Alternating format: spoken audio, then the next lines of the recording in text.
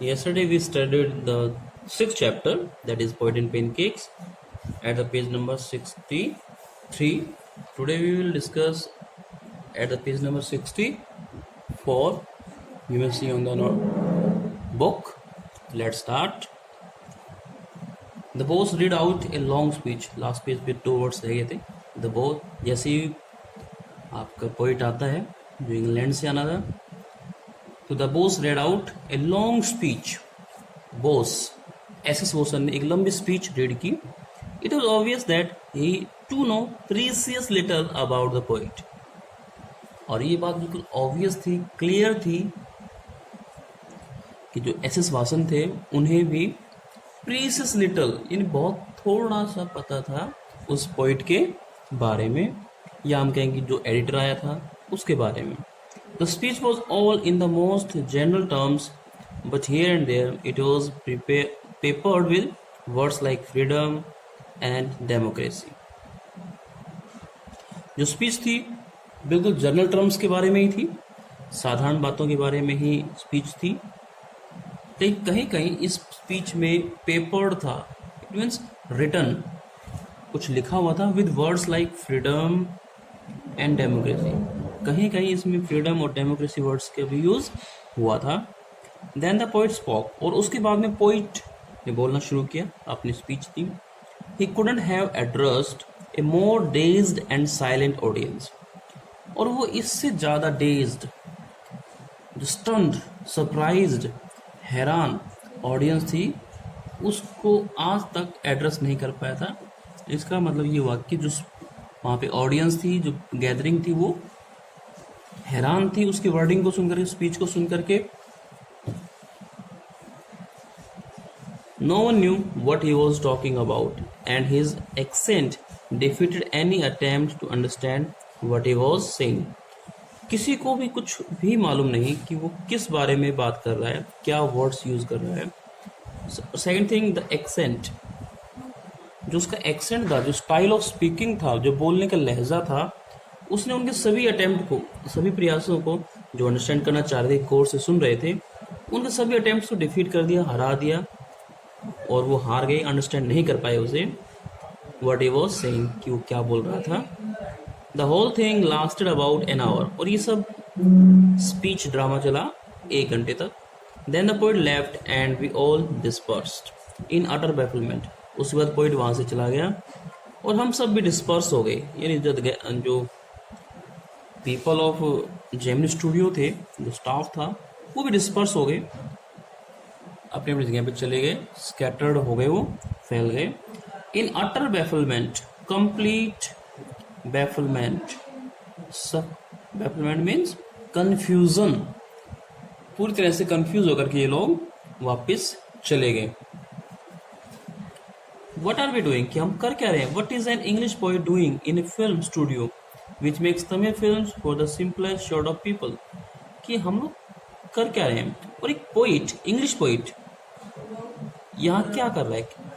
एक Gemini studio जो कि केवल तमिल फिल्म्स बनाता है, वो भी simplest sort of people, simplest kind of people, साधारण लोगों के लिए फिल्म बनाता है, तमिल फिल्म बनाता है. People whose lives list afforded them the possibility of cultivating a taste for English poetry. और जो लोग यहाँ पे हैं, उनकी लीव्स, उनका जो जीवन है, वो बहुत कम अफोर्ड कर पाता है, यानी इस तरह की लाइफ या कल्चर को एक्सेप्ट नहीं कर सकता. जरा सी possibility of cultivating develop a taste for English poetry, कि यहाँ के लोग इंग्लिश पोएट्री के लिए कोई टेस्ट अफोर्ड ही नहीं कर सकते, कोई शौक नहीं है उन्हें इंग्लिश पोएट्री पढ़ने का.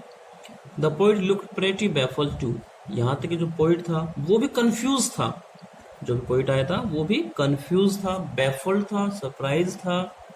For he too must have felt the sheer incongruity of his talk about the thrills and travails of an English poet. क्योंकि जो पोइट था वो भी बड़ा सरप्राइज था, क्योंकि उसे लगा कि ये बिल्कुल he felt the sheer incongruity, कि यहाँ पे आना उसके लिए क्या, sheer, only, मात्र, incongruity, matchless. Yet there was no match of his poetry with the style or language that they speak in Gemini Studio. तो इनमें इनकॉन्ग्रिटी है, असमानता है, डिफरेंसेस हैं. Of his talks about thrills and travels, क्योंकि वो thrills के बारे में बात कर रहा है, एक्साइटमेंट के बारे में बात कर रहा है, ट्रेवल्स के बारे में बात कर रहा है. जो ट्रैवल करता है वो यात्राओं के बारे में बात कर रहा है इंग्लिश पोइट की. His visit remained an unexplained mystery, और उसकी जो विजिट थी वो एक अनएक्सप्लेन्ड मिस्ट्री बन के रह गई. जो यात्रा थी वो क्या रहेगी? अनएक्सप्लेन्ड मिस्ट्री, एक ऐसा रहस्य है जिसको एक्सप्लेन नहीं किया गया.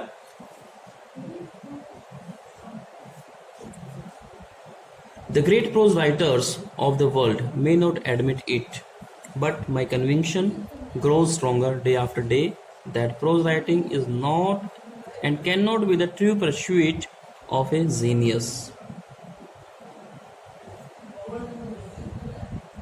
जो प्रोज राइटर है, जो बड़े प्रोज राइटर है, शायद इस बात को एक्सेप्ट ना करें, एडमिट ना करें, लेकिन मेरा कन्विक्शन है, एग्रीमेंट है, मैं इस बात से सहमत हूँ, एग्रीड हूँ, और मेरा जो बिलीफ था, जो विश्वास था, वो स्ट्रोंगर होता गया डे आफ्टर डे, कि जो प्रोज राइटिंग है is not and can not be true pursuit of A genius, कि किसी भी जीनियस के लिए, ब्रिलियंट आदमी के लिए पोइट्री एक ट्रू परस्यूट नहीं है, एक फॉलो करने लायक चीज नहीं है.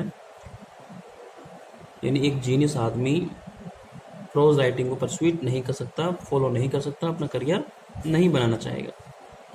It is for the patient, persistent, persevering, drudge with a heart so shrunken that nothing can break it. Pros writing तो उन लोगों के लिए जो बिल्कुल पेशेंट है, धैर्यवान है, परसिस्टेंट है, रेगुलरली वर्क करते हैं कॉन्स्टेंटली, और प्रिजर्विंग है, जो बने रहते हैं, भागते नहीं है कंडीशन से, और उनकी preserving drudge with a heart so shrunken, और जिनका जो हार्ट है इतना श्रंकन है, उनकी ड्रज इतनी प्रिजर्विंग है कि इच्छा बनी रहती है उनकी, और हार्ट इतना श्रंकन है, सिकुड़ा हुआ है, that nothing can break it, कि कोई भी चीज़ इनको ब्रेक नहीं कर सकती, उनके बिलीफ को तोड़ नहीं सकती. Rejection slip don't mean a thing to him, और रिजेक्शन स्लिप, कोई उनकी प्रोज को रिजेक्ट करते, वो कोई बात ही नहीं उनके लिए. Don't mean a thing for him, कोई फर्क ही नहीं पड़ता. He at once sets about making a fresh copy of the long prose piece and send it on to another editor.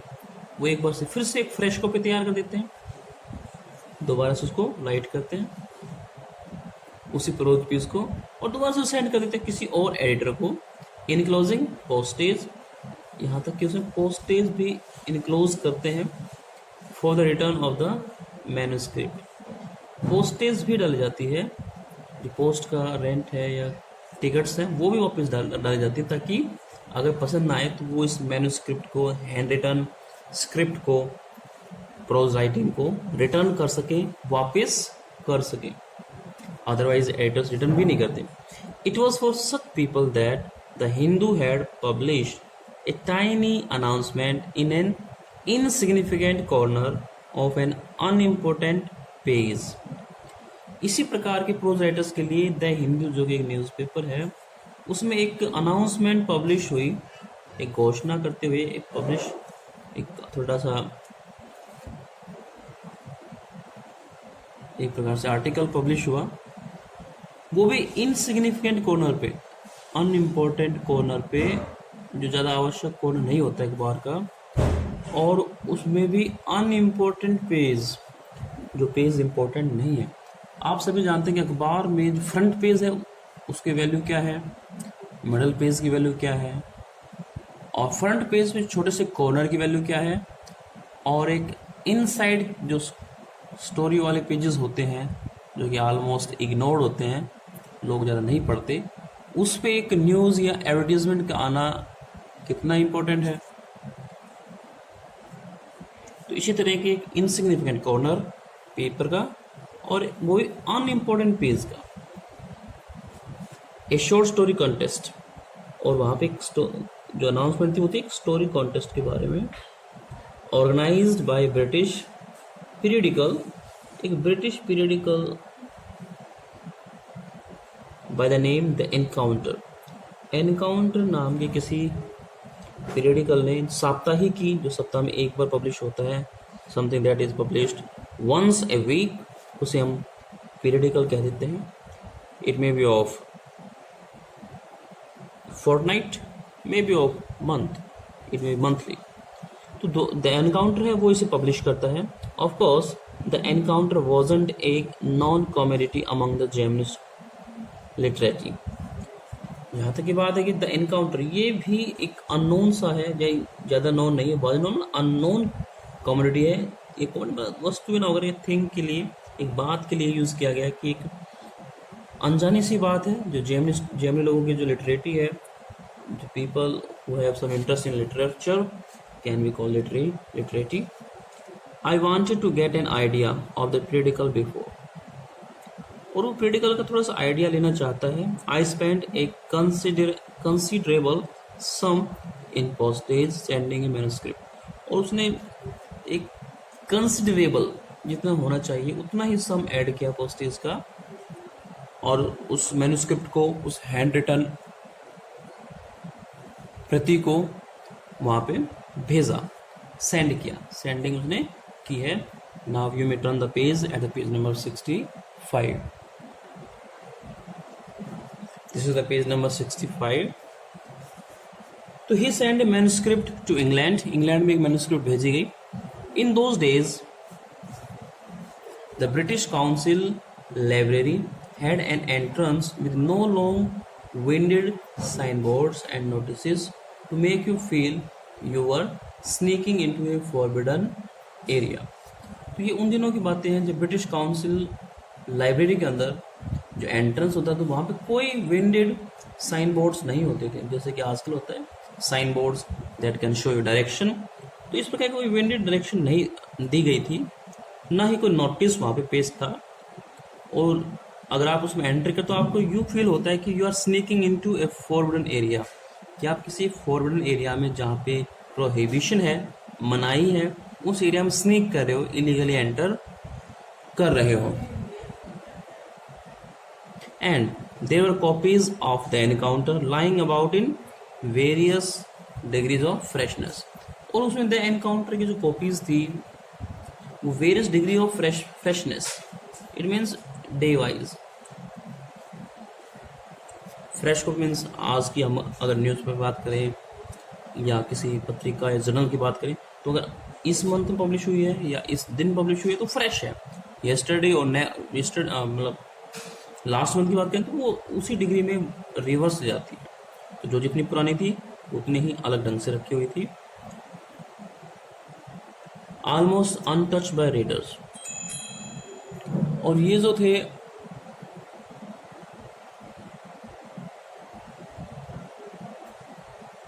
ये जो प्रतियां थी वो बिल्कुल अनटच थी, इसे किसी भी रीडर ने छुआ तक नहीं है बाय द रीडर्स, किसी भी रीडर ने सुना पढ़ा है ना छुआ है।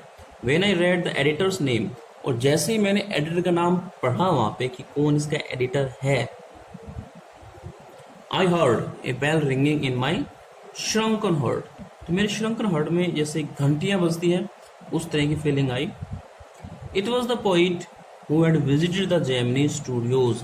I felt like I had found a long lost brother, and I sang as I sealed the envelope and wrote out his address. तो जैसे ही मैंने जेमिनी स्टूडियो के जो विजिटर था, जो पोइट था, उससे समानता पाई कि जो जिसको मैं लिख रहा हूँ उसका एडिटर वही व्यक्ति है जो जेमिनी स्टूडियो में विजिट करने आया था। तो मुझे ऐसा लगा जैसे मुझे कोई अपना बिछड़ा हुआ भाई, खोया हुआ भाई वापस मिल गया हो। और मैंने गाते हुए उस एनवेलप को सील किया और उस पर अपना एड्रेस लिखा। I felt that he too would be singing the same song at the same time, और मुझे लगा कि शायद वो भी जो एडिटर है वो भी सेम सॉन्ग को ही सिंग कर रहा होगा eight the same time. long lost brothers of Indian films discover each other by singing the same song in the first reel and in the final reel of the film. Indian cinema की बात करें, भारतीय cinema की बात करें, तो उसमें अक्सर ऐसे सीन देखने को मिल जाते हैं कि जो ब्रदर्स होते हैं वो सेम गाना गाते हुए बिछड़ते हैं और उसी गाने को गाते हुए दोबारा से रिकाउंसिल होते हैं, मिलते हैं एक दूसरे को, फिर दोबारा पता चल जाता है कि ये दीज वर ब्रदर्स। तो शुरुआत में बिछड़ते हैं और फाइनल रील में अंतिम जो सीन है उसमें वो मिलते हुए नजर आते हैं। Stephen Spender, that was his name, ये उसका नाम था, जो पोइट आया था उसका नाम था स्टीफन स्पेंडर। क्या नाम था उसका? Stephen Spender. Stephen, that was his name, और यही नाम था उस पोइट का। अगर आपको याद हो तो मैं आपको बता दूं कि आपकी जो सेकंड पोइट्री है, an elementary school classroom in slum, उसका जो पोइट है वो भी स्टीफन स्पेंडर है। एक वेल नोन इंग्लिश पोइट है, एसेइस्ट है, और social injustice and class struggles के बारे में इस पोइट ने अपनी राइटिंग को कंसंट्रेट किया है। एंड ईयर्स लेटर, बहुत सालों बाद, when I was out of Gemini studios, जब वो जेमिनी स्टूडियो से बाहर हो चुका है, he has left the job and I had much time but not much money, तो अब उसके पास बहुत समय है, he had much time, he is jobless now but not much money, लेकिन पैसा नहीं है। Anything at A reduced price attract my attention, और कोई भी चीज़ जो रिड्यूस प्राइस पे मिल रही हो, कम प्राइस पे मिलती हो, डिस्काउंटेड प्राइस पे मिल रही हो, वो उसके अटेंशन को अट्रैक्ट करती है, उसके ध्यान की तरफ खींचती है। On the footpath in front of the Madras Mount Road post office, on the footpath, footpath पर जमीन पर रखकर बुक्स बेचते हैं। In front of the Madras Mount Road post office there was a pile of brand new books for 50 paisa each, तो वहां पे बहुत पाइल्स लगी रहती है, ढेर लगा रहता है बुक्स का, 50 पैसा ईच, हर एक की कीमत 50 पैसे। Actually there were copies of the same book, an elegant paper bag of American origin, और पता चला कि actually there were the same the copies of same book की ही कॉपी थी वो, an elegant paper bag of American origin, और उसके बैग पे एक elegant good looking paper, elegant word use किया यहाँ पे, एक एलिगेंट सा पेपर बैग लगाया हुआ है ऑफ अमेरिकन ओरिजिन, जो कि अमेरिका में बना हुआ है। Special low price student edition, और ये लो प्राइस स्टूडेंट एडिशन था, जो स्टूडेंट्स हैं उनके लिए लो प्राइस पे अपना एडिशन निकालते हैं। In connection with the 50th anniversary of the Russian revolution, Russian revolution की 50th एनिवर्सरी के अवसर पर इसे पब्लिश किया गया था।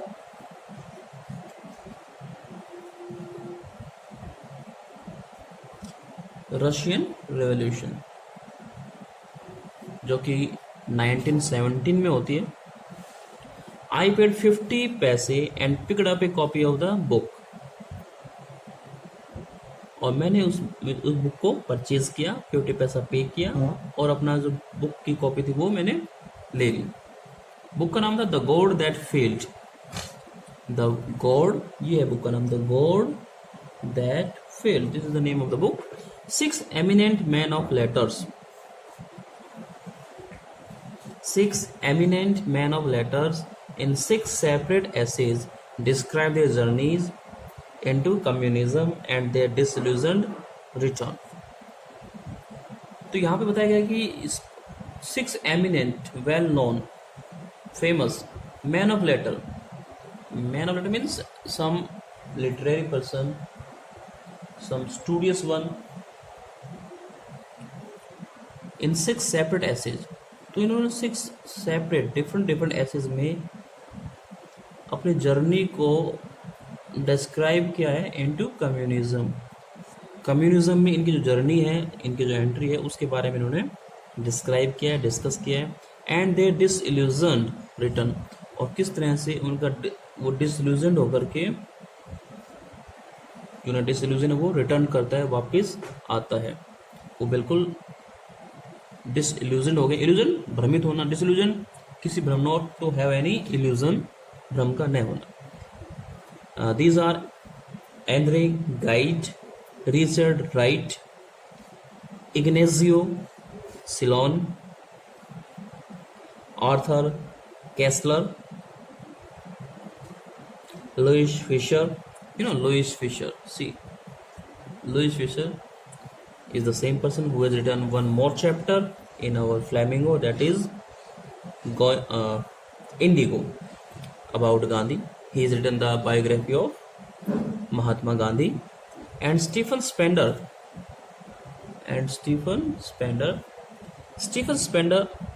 Oh, sign of exclamation. Suddenly the book assumed tremendous, let me turn the page, और अचानक बुक ने एक ट्रीमेंडस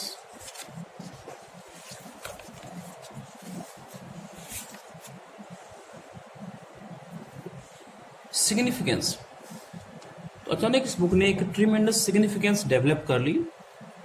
एक ग्रेट सिग्निफिकेंस मुझे इस बुक में नजर आई। As I know the name of the person, Stephen Spender. He was the same poet who visited in Gemini studio. The poet who had visited Gemini studio. In a moment, I felt a dark chamber of my mind lit up by a hazy illumination. और अचानक मैंने feel किया कि मेरे dark mind का जो dark chamber होता है, जिसमें कोई रोशनी नहीं थी, वो अचानक लिट अप हो जाती है। With the name of that person, जो इग्नोरेंस थी, यहाँ पे अब नॉलेज हो गई है, तो माइंड लिट अप हुआ, और वहाँ पे रोशनी हुई। बाय ए हेजी इल्यूमिनेशन, हल्की सी धुंधली सी इल्यूमिनेशन है, ब्राइटनेस है, चमक उसमें आ जाती है। The reaction to Stephen Spender at Gemini Studio was no longer a mystery, और अब जो रिएक्शन था